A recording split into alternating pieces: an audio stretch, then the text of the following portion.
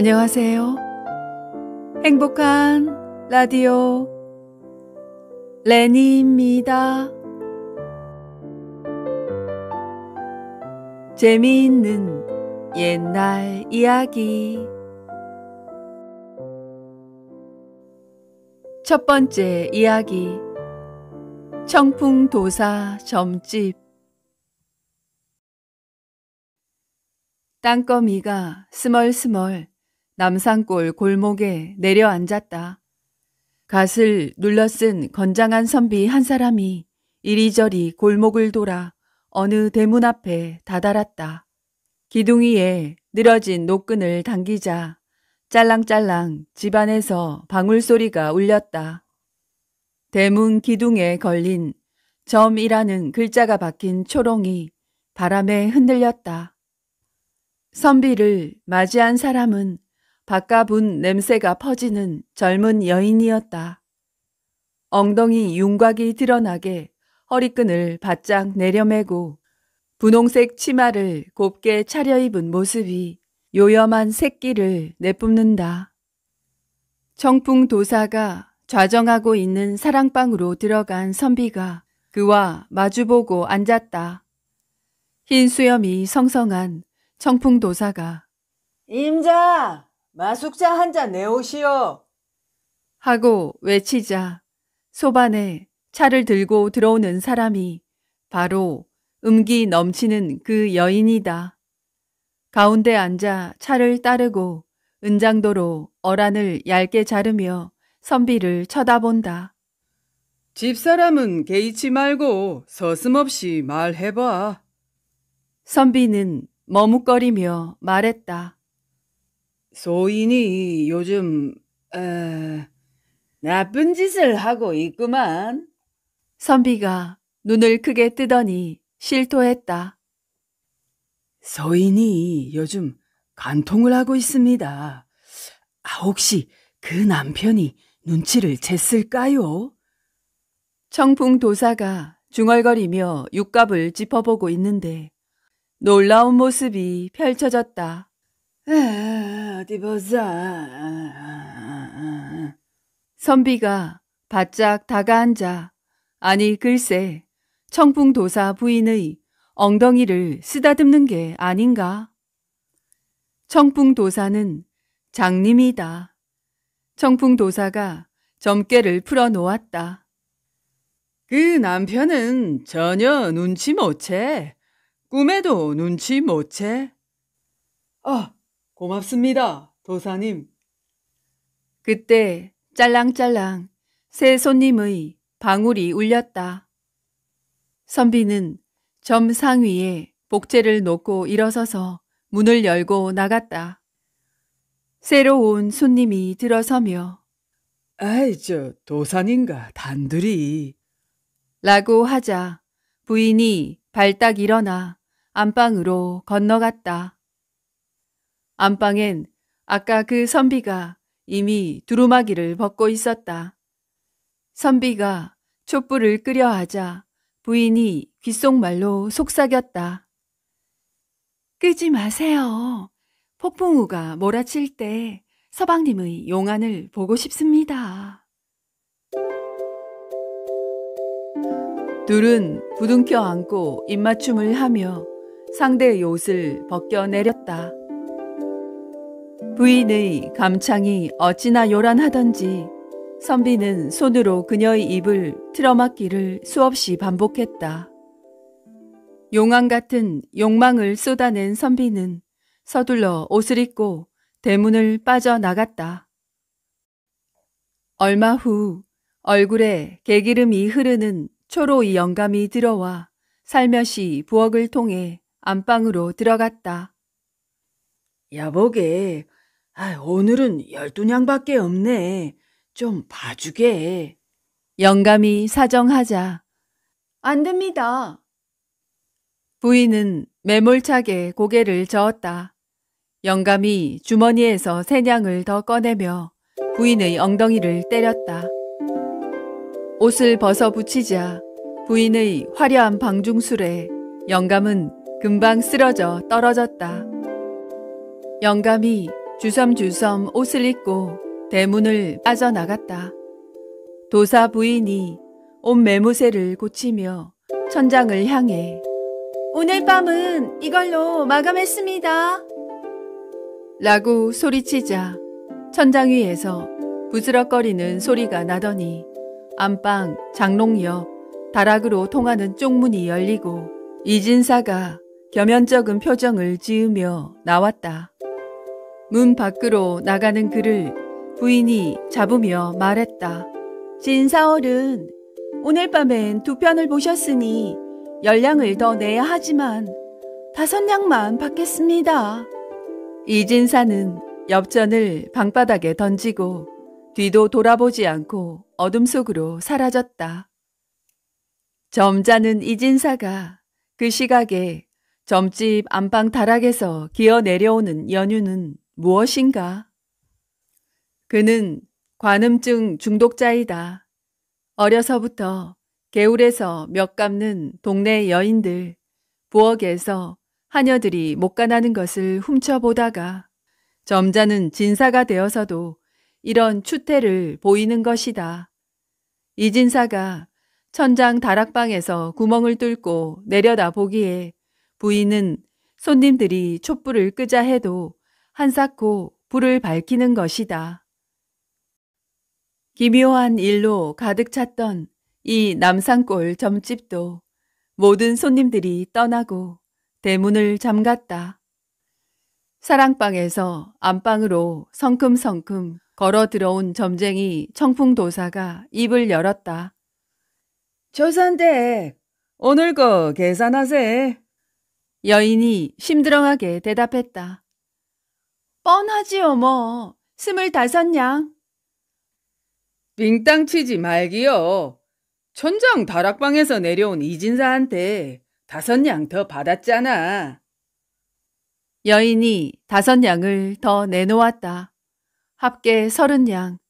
도사와 여인은 15냥씩 챙겼다. 조선댁이 중얼거렸다. 내가 따로 나가야지. 그러자 도사가 냉큼 받았다.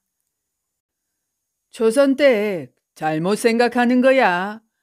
손님들은 조선댁이 내 마누라인 줄 알고 찾아오지. 과부가나 홀몸이라면 삼패 유곽으로 가지. 조선댁이 쌩긋이 웃으며 눈을 흘기자 장님 행세하던 도사가 눈을 크게 뜨고 그녀의 허리를 당겼다.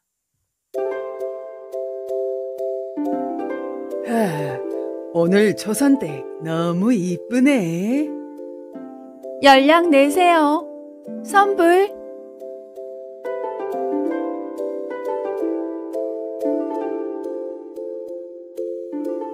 두 번째 이야기. 하룻밤만 묵어갈 수 있겠소. 상강이 지나자 밤 공기가 싸늘해졌다. 선비는 발길을 재촉했지만 가도 시꺼먼 산골짜겐 불빛이라곤 보이지 않는다. 식은땀을 닦으며 산 허리를 돌자 가느다란 불빛이 깜빡거린다. 이제는 살았구나. 선비는 안도의 한숨을 내쉬며 내를 건너 갈대밭을 헤집고 살인문까지 다다랐다. 주인장 계시오? 문 좀 열어주시오. 선비의 고함에 안방문이 열리고 안악이 나왔다. 이 밤중에 누구를 찾으러 오셨는지요? 한양 가는 길손입니다. 해 떨어지기 전에 단양에 닿을 줄 알았는데 산속에서만 헤매다가 불빛을 보고 염치불구하고. 길을 잘못 드셨군요. 이 길로 30리만 가면 매포에 닿을 수 있습니다. 선비는 산길 30리를 또 걸어야 한다는 말에 저 부인 살려주십시오. 하룻밤 댁에서 유할 수 있도록 선처해 주십시오. 하고 통사정을 했다. 사정은 딱합니다만 곤란합니다. 이 집엔 저 혼자 살고 있어서. 말끝을 무 자르듯 싹둑 자르지 않아 선비가 또 울음 섞인 소리로 사정했다. 저 제발 부탁입니다. 호환이 두렵습니다. 라고 하자 부인은 마당을 가로질러 살인문을 열어준 것이다. 부인이 선비에게 다짐을 받는다. 산골짝 외딴 집에 혼자 사는 과부라고 함부로 흑심을 품지 마십시오. 개 같은 사람이라면 제가 문을 열어주지 않았습니다. 부인 안심하십시오. 저는 이날까지 하늘을 우러러 한 점 부끄러운 짓을 한 적이 없습니다. 건넌방 아궁이에 군부를 지피고 나서 부인이 부엌에서 밥상을 들고 들어왔다. 이 시간에 산길을 헤매다 왔으면 끼니도 못 챙겼을 것 같군요. 선비는 감격해서 목이 잠겼다. 그런데 저녁을 먹고 부인이 깔아준 이부자리에 눕자 잠이 오지 않는다. 깨끗이 비운 밥상을 들고 나가던 부인의 육덕이 눈에 아른거리는 것이다. 그때 부엌에서 첨벙첨벙 물소리가 나기 시작했다. 아니, 이 밤중에 설거지를 하는가? 무슨 설거지를 이렇게 오래 하나? 선비는 자기도 모르게 일어나 방문을 열고 부엌문 디딤돌에 앉아 한치나 벌어진 틈으로 한쪽 눈을 갖다 댔다. 이럴 수가. 발가벗고 나무 물통에 들어가 있는 부인이 아궁이의 장작 불빛을 받아 너울너울 춤을 추는 것 같기도 하고 남자 밑에 깔려 요분지를 하는 것 같기도 하다. 흑단 머리가 덮인 긴 목이 어깨선으로 이어지고 탱탱하게 솟아오른 전무덤 아래로 허리에 살이 조금 올랐지만 아직도 엉덩이 폭에는 한참 모자라고 배꼽 아래 물속에 비친 거웃은 밤길 산골짝처럼 시커멓다. 선비는 얼굴이 확 달아오르며 돌덩이처럼 고추선 약물을 짓누르며 몇 번이나 다짐했다. 이런. 나는 개 같은 사람이 아니야. 안 돼. 선비는 마루를 건너 건넌방으로 들어가 누웠지만 두 눈은 말똥말똥하고 약물은 아직도 바지를 뚫을 듯이 솟아올랐다. 부인이 안방 문을 열고 들어가는 소리를 듣고 선비는 속으로 나는 개다.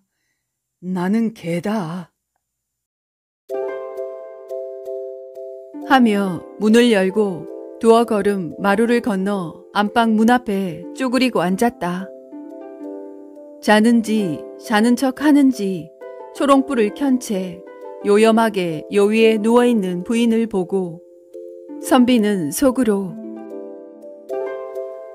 부인, 나 좀 살려주십시오. 하며 안방 문을 살짝 당겼더니 문을 잠그지도 않았다. 안 된다. 난 개 같은 놈이 아니야. 안 된다, 안 돼. 개 같은 놈이 아니야. 선비가 선잠에서 깨어나니 벌써 해가 중천 가까이 갔다. 부랴부랴 의관을 차려입고 담보찜을 메고 처마 밑에서 부인, 이 은혜는 잊지 않겠습니다. 하고 인사를 해도 안방에서는 대답조차 없었다. 살인문 닫는 소리가 들리자 살인문 밖으로 부인이 걸어 나와 한 줌의 소금을 획 뿌리며 한마디 뱉는다. 에라, 개만도 못한 놈. 하하, 너무 재밌네요. 일부러 보라고 목욕 재개까지 하며 그리 힌트를 줬건만 눈치 없는 선비는 개만도 못한 사람이 됐네요. 그럼 다음 이야기 넘어갑니다. 세 번째 이야기. 까마귀의 보은. 오늘도 까마귀 한 마리가 줄기차게 울어대는 바람에 강동 현감, 배수창은 신경이 예민해졌다. 예로부터 까마귀 울음소리는 좋지 않은 소식을 전한다 하여 흉물로 생각하고 있는지라 배수창은 백성들이 동요할까 더욱 신경을 곤두세우고 있었다. 아니, 저놈의 까마귀가 왜 저리 울어댄다? 어이, 그러게 말이야. 아무래도 우리 마을에 좋지 않은 일이 생기려나 보이. 에이, 흉조야, 흉조. 혹여 누가 죽기라도 한 거 아닌가? 민심이 흉흉해지자 흉한 말을 하는 자에게 엄한 벌을 내리라 명하고 현감은 직접 까마귀가 우는 연유를 캐보기로 마음먹었다. 그날 밤 배수창은 수하 몇 명을 이끌고 조용히 구령산으로 올라갔다. 분명 까마귀가 그렇게 우는 데는 그만한 까닭이 있을 터. 현감 일행이 구룡산을 헤맨 지 얼추 2~3시간이 지났다. 시꺼먼 어둠과 괴괴한 정적 속에 모두들 두려움에 떨고 있었다. 그때 습기를 머금고 축 늘어져 있는 나무들을 깨우듯 건너편 숲속에서 날카로운 까마귀 울음소리가 들렸다. 고요하던 산중에 사람들의 다급한 발소리가 이어졌고 먹장 구름 속에 갇혔던 달빛이 그 일행의 앞길을 비추었다. 실개천 옆 언덕 한 곳에서 울고 있던 까마귀는 사람들이 몰려오자 하늘로 날아올라 그 주위를 빙빙 원을 그리며 날았다. 까마귀가 나뭇가지가 아닌 이런 맨 땅에 앉아 울고 있었다면 필시 무슨 곡절이 있을 것이다. 까마귀가 앉아있던 땅을 한참을 살피던 현감은 손으로 흙을 한 줌 쥐어보고는 낮은 신음소리를 흘렸다. 사또, 무슨 일이십니까? 흙 속에 뭐가 들어있습니까? 봐라, 이곳은 인적이 드문 산중이라 주위에 풀이 무성하다. 그런데 유독 이 자리에만 풀이 자라지 않고 또 움푹 패어있지 않느냐? 아, 그러고 보니 정말 이것만 흙이 드러나 있사옵니다. 달빛에 언뜻 보아도 근처에는 풀들이 무성했으나 그곳만 흙이 드러나 있었다. 여봐라, 이곳을 파도록 하라. 수하들은 땅을 팔 만한 기다란 나뭇가지나 날카로운 돌멩이를 주워다 일제히 땅을 파기 시작했다. 중천에 떠있던 달은 어느새 새벽 달이 되어 있었고 그 달빛 아래에서 땅을 파는 사람들의 모습은 기괴하기 짝이 없는 광경이었다.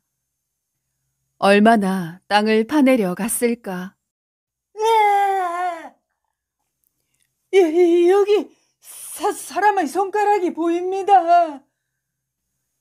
싸늘한 새벽 기온 탓이었을까?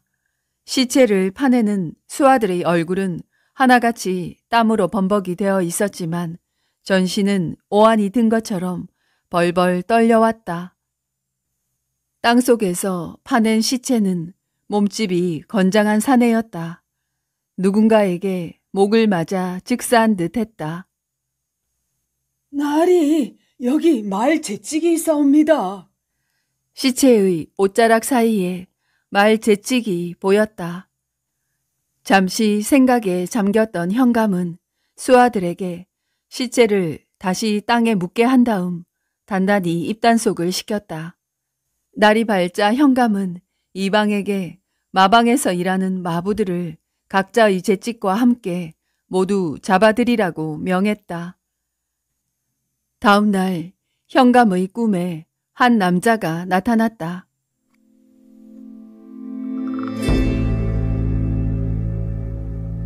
날이 소인의 원한을 풀어주십시오. 말해보라, 자네를 죽인 자가 대체 누구인가? 소인의 원수는 비도 비행이요, 비자 비행이옵니다. 현감은 순식간의 일이라 꿈인지 생시인지 분간할 수 없었으나 그 말은 생생하게 기억했다. 비도 비행. 복숭아도 살구도 아니라면 그것과 비슷한 오얏을 말하는 것인가? 비자 비행이라.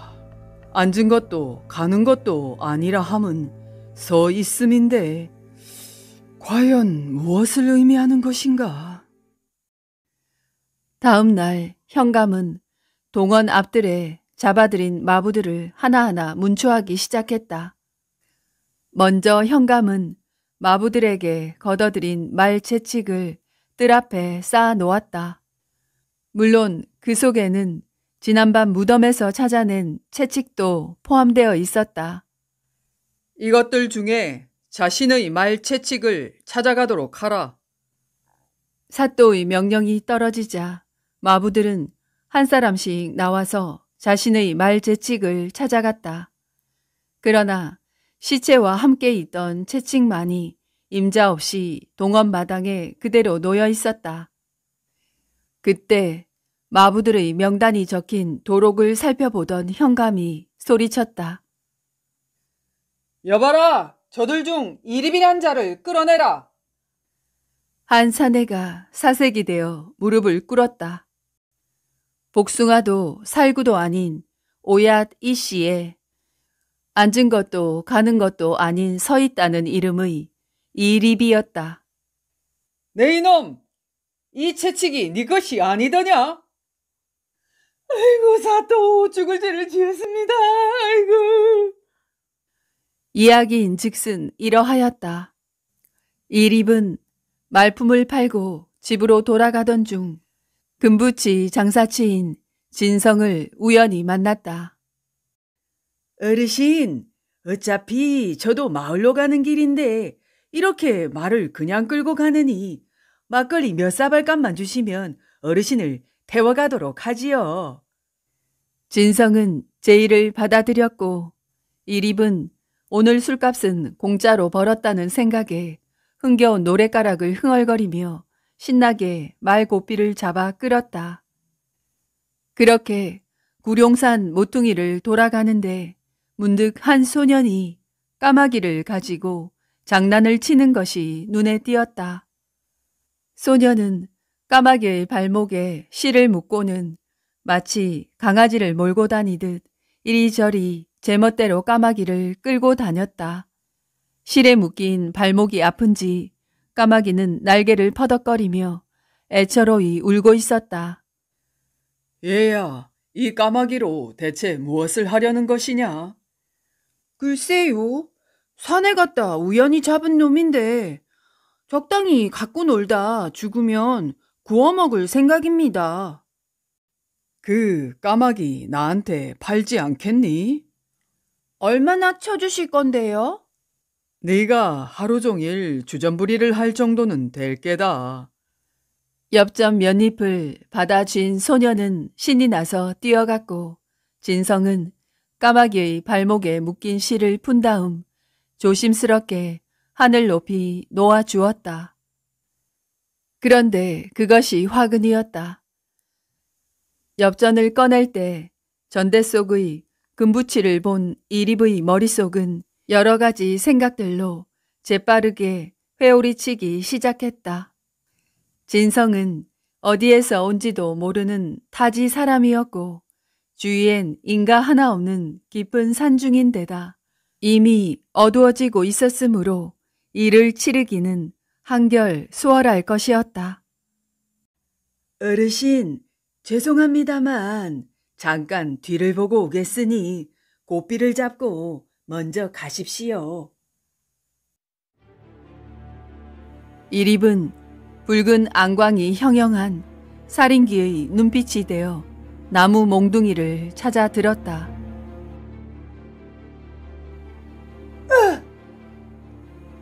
있는 힘껏 뒷목덜미를 내리쳤고 말에서 굴러 떨어진 그를 몇 번이나 더 내리쳤다. 진성은 목이 부러져 죽었고 이립은 전대를 풀어 허리춤에 두르고 말채찍을 빠뜨린 것도 모른 채 안매장한 후 급히 마을로 내달렸다. 현감의 문초가 계속될 때 공중에서 난데없이 까마귀 한 마리가 날아오더니 이립의 눈을 잽싸게 쪼아버리는 것이었다. 두 손으로 피가 흐르는 눈을 가리자 이번에는 목덜미를 쪼기 시작했다. 이립은 까마귀를 쫓으려고 손을 휘둘러 보았지만 까마귀는 도망가지 않고 온몸을 사정없이 쪼아댔다. 아이고 세상에 아이고, 무슨 이거 일이야? 아이고, 무슨 일이야? 아이고, 저 까마귀 좀 봐. 아이고 아이고, 세상에나. 사람들이 어떻게 손을 써볼 겨를도 없이 이립이 피투성이가 되어 바닥에 쓰러지자 까마귀 역시 그 곁에 힘없이 떨어져 죽었다. 그 후 현감은 진성의 시신을 거두어 가족에게 전했다. 가족들은 진성과 함께 까마귀에게도 똑같이 수의를 입혀 장례를 치러 주었다고 한다.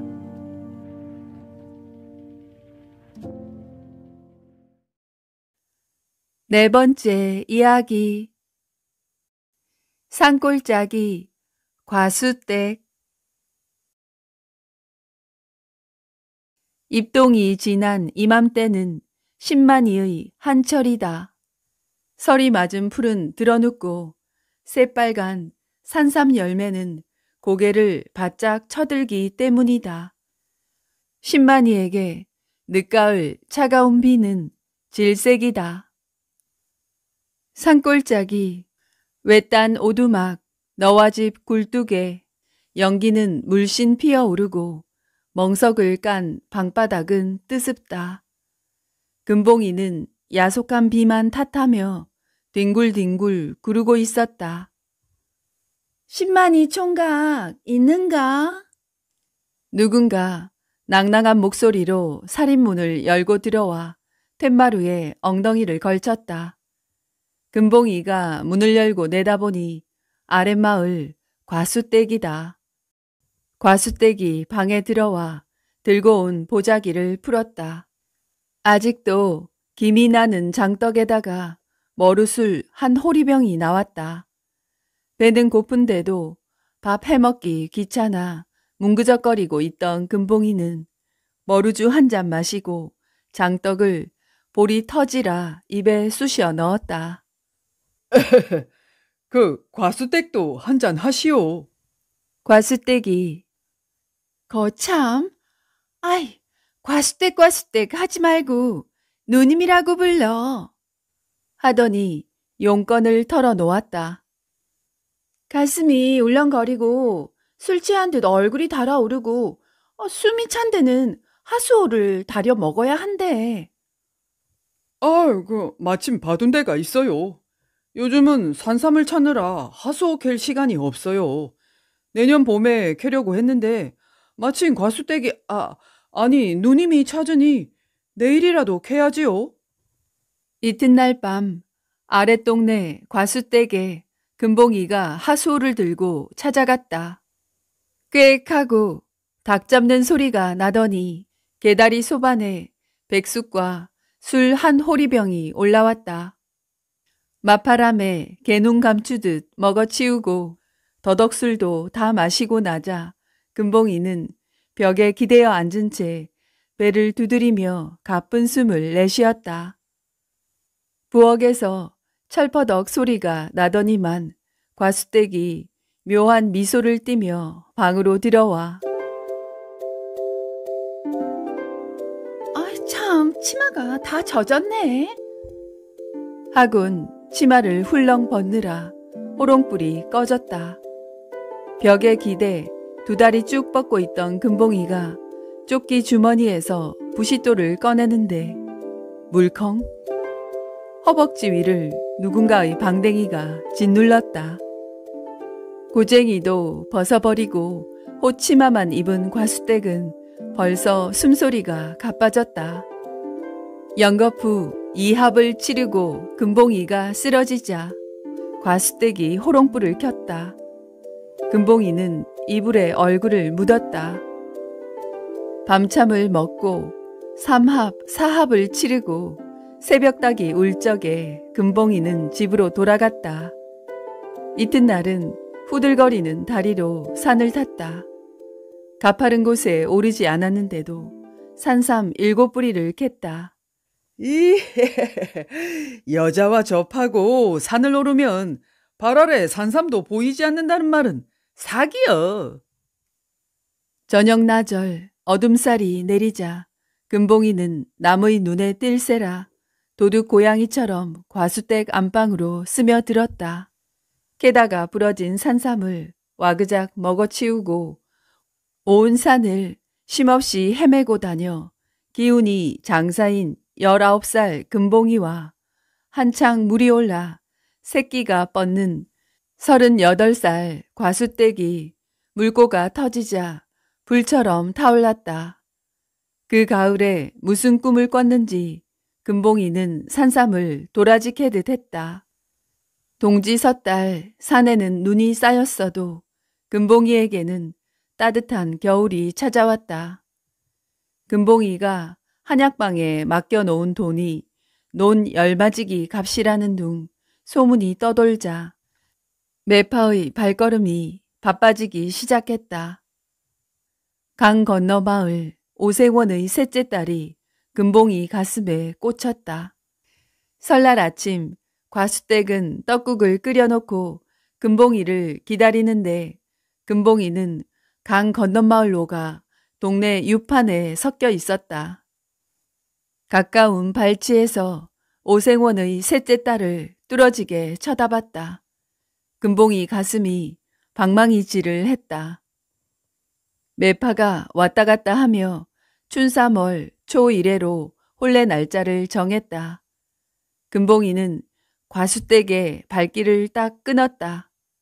과수댁이 금봉이 집 문고리를 흔들어도 문을 열어주지 않았다. 사또가 동헌 마루에 앉아 송사를 가늠하고 동헌 뜰에서는 송사 당사자 둘이서 삿대질을 하고 있었다. 피고는 금봉이고 원고는 과수댁이다. 아이 쇠내가 가슴이 울렁거리고 얼굴이 달아올라 이 신만이에게 하소를 부탁했습니다. 과수댁이 목소리를 높였다. 이튿날 밤 저 인간이 하소를 들고 쇠내 집에 오더니 말끝을 맺지 못하고 흐느끼더니 홀몸이라고 업신여겨 쇠내를 덮쳐 겁탈했지 뭡니까? 아닙니다. 그게 아니고. 금봉이의 발로는 씨가 먹히지 않았다. 사또가 고함쳤다. 저놈에게 곤장 20대를 안기고 3년 동안 옥에 가두어 두도록 하라. 금봉이가 날벼락에 소리쳤다. 단 한 번 방사에 벌이 너무 과합니다. 나으리. 한 번이라니 30번도 넘습니다요. 쇠내가 달력에 다 적어 놓았으... 말끝을 맺지 못하고 제 말에 제가 놀랐다. 신만이는 풀어주고 과수댁은 형틀에 묶어 매우 쳐라. 형틀에 묶어 방댕이를 드러내자 과수댁이 이실직고 했다.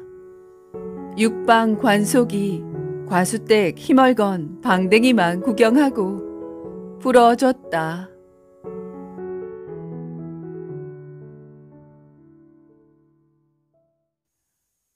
5번째 이야기. 마식꿀의 전설. 어느 산골 마을에 마십이라고 하는 나무꾼이 살고 있었다. 마음이 착한 반면 사람이 좀 어리석었다. 동네 사람들은 그를 바보 마십이라고 별명지어 불렀다.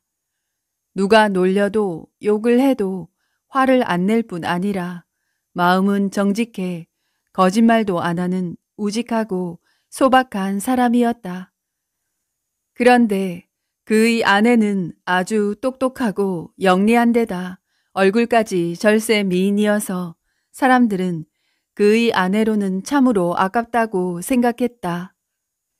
그가 아내를 위하는 마음은 남달리 깊었고 아내 또한 극진히 남편을 위하고 사랑했기 때문에 두 내외는 금슬이 좋았고 정이 깊었다. 비록 나무꾼의 집에 지나지 않는 가난한 살림이었지만 낡은 초옥 안에는 단란한 웃음소리가 떠날 날이 없었다. 어느 해 겨울이었다. 깊숙이 산속으로 들어간 마십은 나무 지게를 내려놓고 갈 길을 들었다. 얼마 동안을 낙엽을 긁어내리는데 저것이 무엇인가? 눈이 녹은 양지 바른 잔디밭 위에 어떤 사람이 쓰러져 있는 게 아닌가? 혹시 죽은 사람의 시체가 아닌가 싶어 조심스럽게 만져보았다. 몸에는 아직 체온이 남아 있었다. 그는 나무는 그대로 두고 그 사나이를 지게에 얹어 집으로 급히 돌아왔다.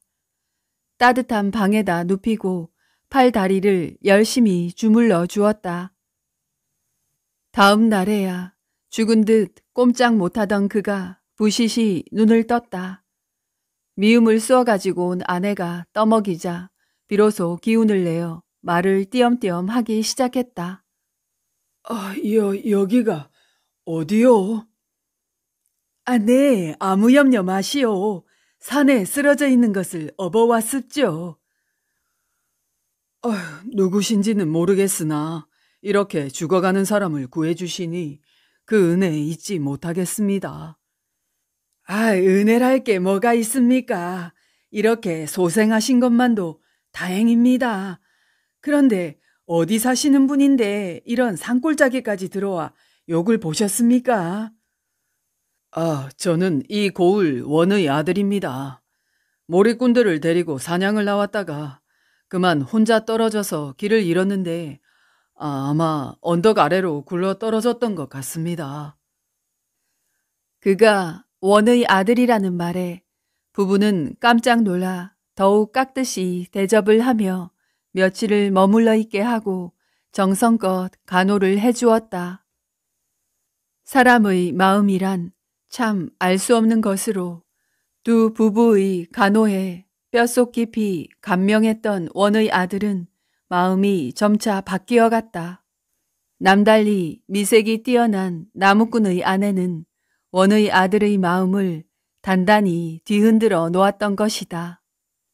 그녀의 정성스러운 간호에 감격할 뿐 아니라 그 미색에 도취되어 결국은 흠모의 정을 품게 되었다.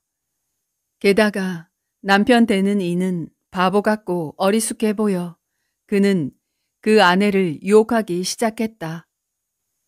아주머니, 이 산골에서 고생하지 말고 나를 따라 도망갑시다. 온갖 부귀영화를 누리도록 해주리다. 네, 약조하오. 평생 호강시켜 줄 터이니 나랑 같이 가오. 아니, 점잖으신 분이 채통에 맞지 않게 그게 무슨 말씀이세요? 한 아내는 두 사내를 섬기지 않는 게 도리이거늘 지아비가 있는 몸이 어찌 다른 마음을 품겠습니까? 그것은 죄악이며 당치 않은 말씀이옵니다. 원의 아들은 자기 뜻을 이루지 못하게 된 것에 무색해지자 나무꾼이 산에서 돌아오기도 전에 그곳을 떠나 돌아가 버리고 말았다.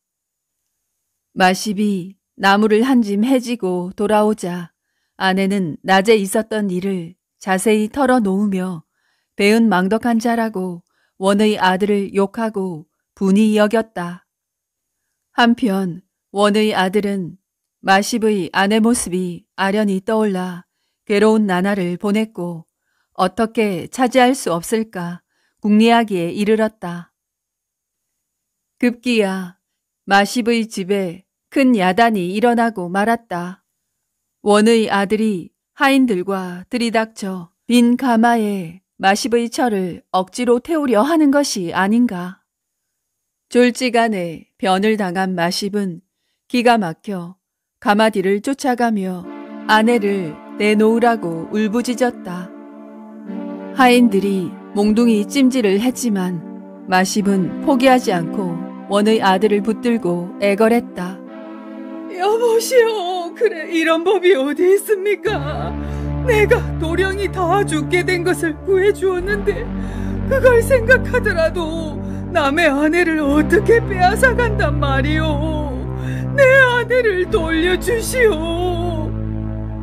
오, 그래. 자네가 정이 그렇게 말하니 나도 은혜를 생각해 한 가지 약조를 해주겠네. 자네가 저기 저 바위를 정으로 쪼아 50리구를 파놓으면 나는 자네 아내를 돌려보내겠네. 만약 그것을 못한다면 자네는 아내를 찾을 수 없는 것이네. 그럼 50리만 파면 정말 돌려보내 주시겠습니까? 돌려주고 말고 자네 손으로 50리구를 파기만 하면 꼭 돌려보내지. 마십은 그날부터 그 절벽에 굴을 파려고 정으로 바위를 쪼아내기 시작했다.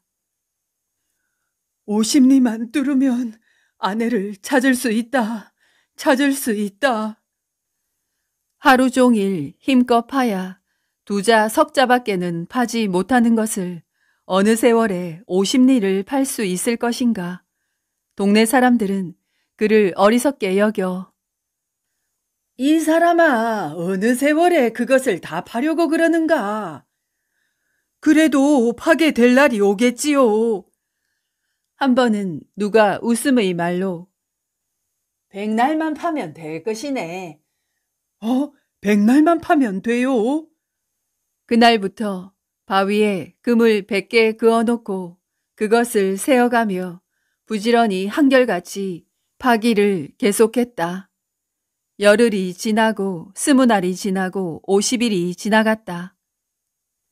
비가 오나 바람이 부나 낮밤을 가리지 않고 바위에 가 붙어서 열심히 굴을 팠다. 날마다 큰 바위는 구멍이 커갔으나 50리 굴을 파자면 100날은커녕 10년을 두고 파도 이루어질 것 같지 않았다. 그러나 마십은 굳은 신념을 가지고 쉬지 않고 파냈다. 그럭저럭 99일이 지나고 100날이 되었다.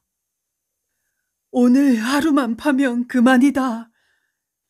무슨 기적이 일어나지 않고서는 이날 하루를 더 판다고 50리의 굴이 뚫릴 리 없었다. 그런데 드디어 마십의 정성 앞에 하늘이 움직였다. 땅거미가 어둑해질 때 마지막 정을 냅다 후려치자 바위에 큰 구멍이 뚫리고 말았다. 얼마나 깊은지 헤아릴 수 없는 큰 구멍이 뚫어졌다. 바위 안에 원이 큰 동굴이 있었던 것인데 바위의 표면을 뚫자 나타난 것이다. 마십은 기뻐 어쩔 줄을 몰랐다. 굴 안으로 뛰어들어가 한쪽 끝으로 빠져나오니 공교롭게도 굴의 끝은 원의 집 후원이었다. 마십이 굴 끝에 이르자 때마침 그의 아내는 후원에 나와 그 남편을 만나게 해달라고 빌고 있는 중이었다. 마십은 달려가 아내를 안고 다시 굴 속으로 들어오면서 큰 소리로 외쳤다. 이놈아, 굴 파고 내 아내 데려간다. 그리 알거라.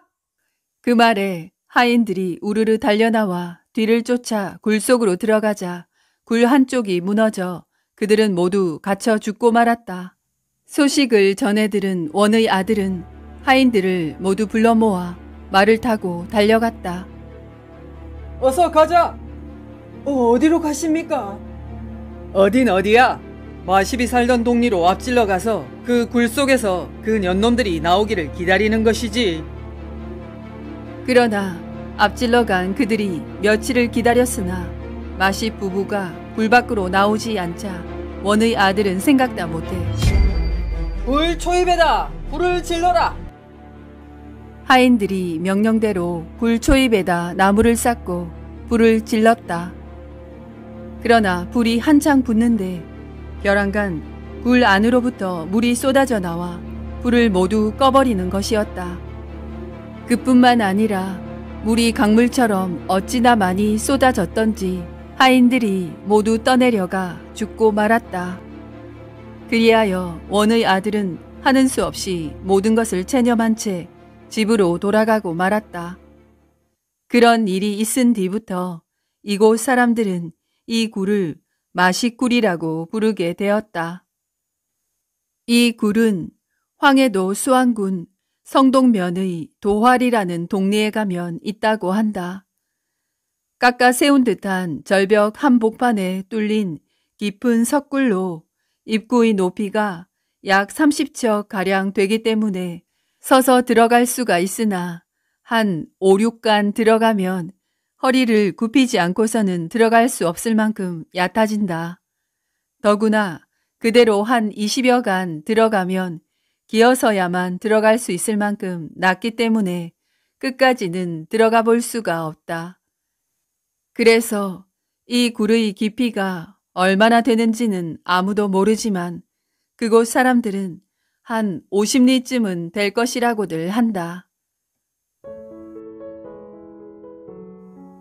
지금까지도 그 굴 앞에는 시내가 흐르고 있는데 이것은 불을 끄려고 흘러나온 물이 아직 흐르는 것이라고 전하고 있다.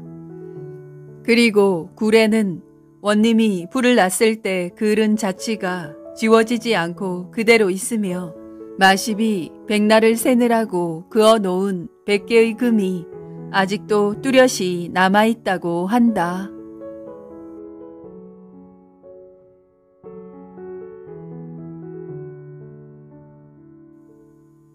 여섯째 이야기. 홍계관의 예언. 방 안에서 잠시 자신의 신수를 점쳐보던 홍계관은 얼굴빛이 어두워졌다. 어허, 이런 억울한 일이. 한숨을 쉬던 홍계관은 또 한 번 신중하게 점을 쳤다. 옳거니 나를 살려줄 사람은 황시성을 가진 사람이구나. 홍계관은 사람의 앞날을 예측하는 신통한 능력으로 종종 사람의 화를 면하게 해주어 그 이름이 널리 알려져 있었다. 훗날 자신이 사형당할 것이라는 점괘가 나왔던 것이다. 황시성을 가진 사람 중에 훗날 형조판서에 오를 만한 사람을 찾아야겠구나.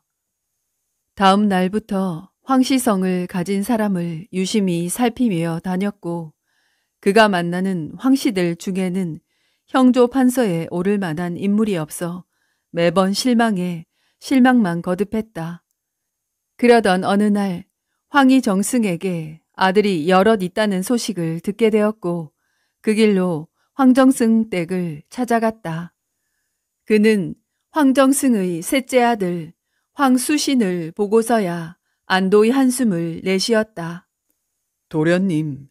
도련님께서는 앞으로 형조 판서의 자리에 오르시게 될 것이옵니다. 그런데 그때 분명 소인이 사형을 당할 처지에 놓여 도련님 앞에 나타날 것입니다. 하오니 지금 이 자리에서 저를 살려주시겠다는 각서 한 장만 써주십시오.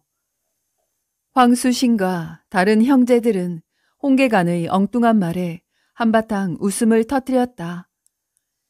자네가 이 나라 제일 가는 명복이라 들었거늘 그것이 헛소리인가 보이. 우리는 학문에 둔하여 아버지께서 과거를 보지 말라 하셨으니 우리들 중 그 누가 벼슬을 한단 말인가? 아니옵니다. 분명 벼슬길에 나가실 것이옵니다. 하오니 소인의 청을 거절하지 말아 주십시오. 황수신은 그런 일은 없을 거라며 그의 말을 들어주려 하지 않았다. 보다 못한 황정승이 아들을 꾸짖었다. 홍계관의 점이 맞고 틀리고가 중요한 것이 아니다. 자신의 목숨을 놓고 그리 간청하는데 너는 어찌하여 그렇게 냉정하게 대한단 말이냐? 그것이 선비의 도리란 말이냐? 이리하여 그는 황정승의 도움으로 각서 한 장을 받았다. 그로부터 몇 년의 세월이 흐른 후 홍계간의 소문은 대궐에까지 알려져 마침내 세조의 귀에까지 들어갔다. 세조는 원래 미신을 믿지 않을 뿐더러 무당이나 점쟁이를 혹세무민하는 자들이라 하여 경계했다. 그런 세조에게 홍계간의 존재가 달가울 리 없었다. 세조는 마침내 홍계간을 잡아들이라는 명을 내렸다. 그래, 내가 점을 잘 친다는 홍계간이냐? 소인의 점이 잘 맞는지는 모르겠사오나 이름이 홍계관인 것은 맞사옵니다. 세조는 내관들에게 미리 준비해둔 헝겊 주머니를 가져와 홍계간 앞에 내놓으라고 명했다. 그렇다면 이 주머니에 무엇이 몇 개나 들어있는지 맞춰보아라. 홍계간은 잠시 중얼거리더니 아뢰었다. 집안 구석구석을 기어다니며 때때로 도둑질을 하고 목숨을 보전하기 위해 구멍을 찾아다니는 것으로 보아 쥐가 분명합니다. 그리고 그 수는 셋이옵니다. 분명 이 속에 쥐가 3마리 있단 말이냐? 만일 틀릴 경우 네 목숨이 온전치 못할 것이니라. 소인의 말이 맞지 않다면 전하께 거짓을 아랜 죄로 어찌 목숨이 아깝다 하겠사옵니까? 홍계간이 자신있게 말하자 세조는 내관에게 헝겊 주머니를 열게 했다. 그러나 주머니 속에는 쥐가 한 마리밖에 들어있지 않았다. 이런 사악한 놈 같으니 네 놈이 무슨 명복이라고 백성들을 현혹시키고 과인을 속인단 말이냐? 당장 능지처참하여도 시원치 않을 놈이로다. 세조는 홍계간을 즉시 형조로 넘겨 차명에 처하라고 명했다. 홍계간은 졸지에 죽을 목숨이 되었다. 이윽고 형조 판서가 홍계간을 문초하기 위해 들어왔다. 홍계간은 주머니 속에 고이 간직해온 각서 한 장을 꺼냈다. 나으리 전날의 약조를 기억하시겠는지요? 그를 문초하러 온 형조 판서는 다름 아닌 황수신이었다. 허허, 놀랍구려. 까마득히 잊고 있었거늘. 과연 명복은 명복이구려. 황수신은 그 길로 세조를 아련하고 지난날의 일을 아뢰었다. 허허, 과연 놀랍기는 하오만 오늘은 분명 홍계간의 점괘가 틀리지 않았소. 전하, 혹 쥐가 암컷일지 모르니 뱃속을 확인하여 보옵소서. 황수신의 말에 세조 또한 일리가 있다고 여겨 내관에게 쥐의 배를 갈라보라고 명했다. 그랬더니 과연 쥐의 뱃속에는 새끼 2마리가 들어 있었다. 세조는 홍계간의 점괘에 감탄하며 즉시 그를 방면하였고 자신의 과오를 막아준 황수신을 신임하여 더 높은 벼슬을 제수했다. 이렇듯 그의 점괘는 정확하기로 유명하였으나 틀리는 점괘도 있었으니 그것은 바로 사람의 수명이었다. 하루는 상진 상정승이 홍계간을 찾아와 물었다. 지난날 자네가 내 수명을 말해주기를 모년모월이라 하지 않았는가? 헌데 그날이 한참 지나도록 이렇게 멀쩡하게 살아있으니 자네의 점이 틀리지 않았는가? 나으리, 인명이라는 것은 자신이 하기에 따라 달라질 수 있는 것이옵니다. 혹 나리께서 덕을 베푸신 일은 없으신지요? 홍계간이 웃으며 말했다. 글쎄, 내가 무슨 덕을... 지난날 길을 가다 순금으로 만들어진 금잔을 주어서 주인을 찾아준 적이 있었지.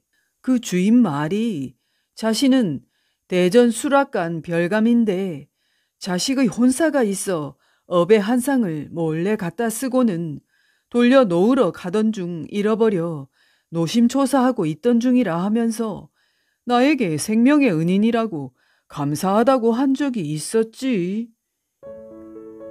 아하하, 나으리. 다른 이의 목숨을 살리신 일이니 그 정도면 충분히 수명을 연장하고도 남음이 있습니다.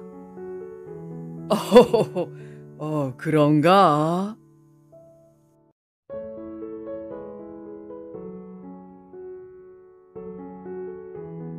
이제 마지막 7번째 이야기입니다.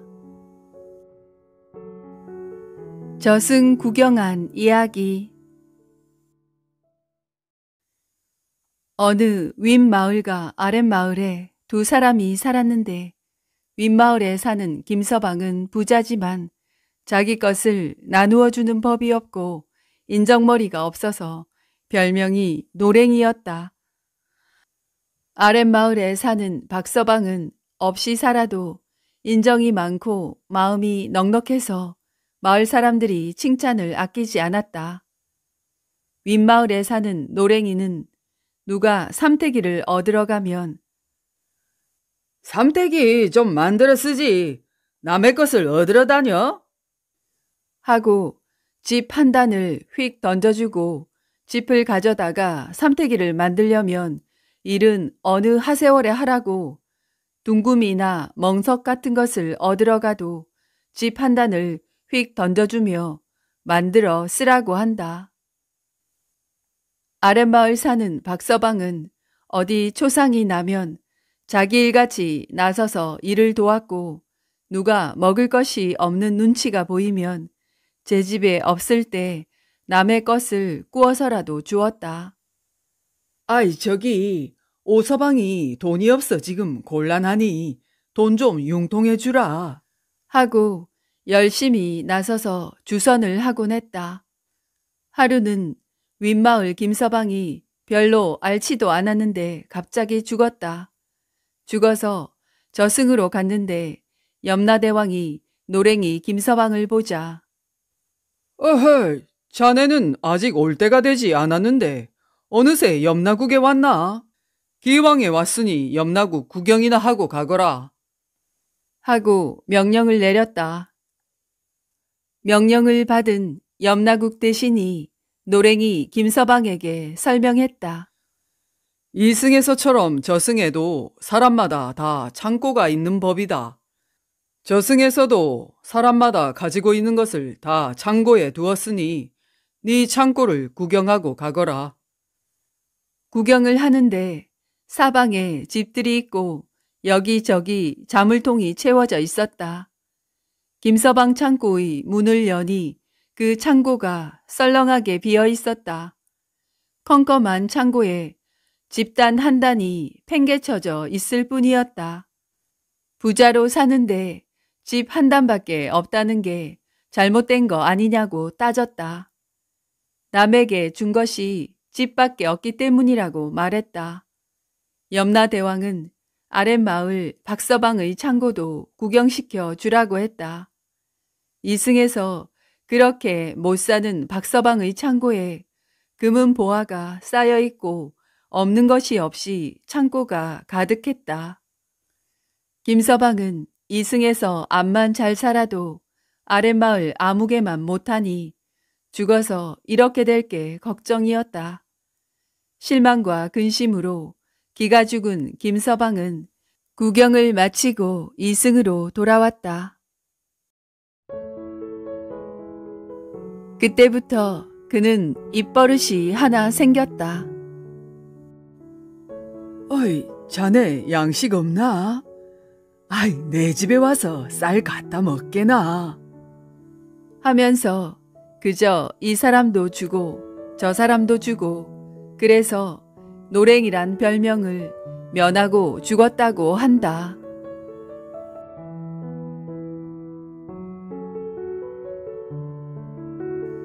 이번 이야기들 어떠셨나요?